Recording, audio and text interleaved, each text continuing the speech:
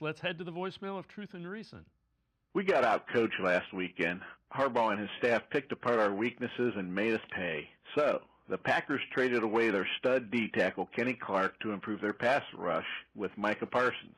Would the Browns be wise to exploit this softer middle by just maybe playing some Marty ball, as you mentioned yesterday, going with 6 O-linemen, or putting Aiden Huntington in as fullback and pounding the rock with Junkins? And I mean 6, 8, 10 straight plays to open the game. Kind of like the Falcons did to us a couple seasons ago, if you recall. Let's turn the tables on the Pack and get this O-line energized. Oh, and shorten the game also. Let's go Browns.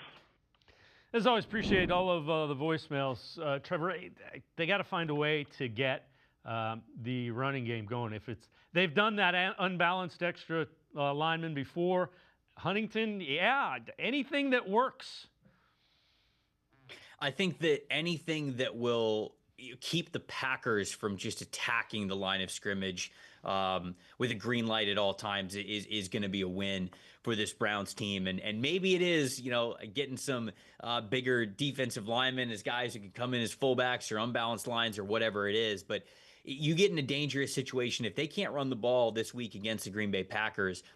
You unfortunately allow them to sort of unleash those pass rushers on you from all different angles. And Micah Parsons, he's not even a full-time player on their defensive line right now. They haven't even needed him to be. And I know he was sort of dealing with a back injury, and obviously, they're sort of like letting him come into his own here with the Packers since he got traded right before the season. But you'll watch some of those games that the Packers played. They're bringing him in on third downs as fresh as can be, and they're just saying, get after it with everything you got. So he's not even gassed. The conditioning's not even a worry for him. They're just putting him in these situations where he could totally get after the quarterback. And so I agree with what the caller's sentiment is you've got to be able to run the football because you've got to not allow these defensive linemen to tee off on the offensive linemen and just get into the backfield for obvious passing situations. And the way that you do that is, of course, running the ball. And I think Judkins obviously had a really nice run last week, which showed you the power of why you drafted him and how he could be an effective back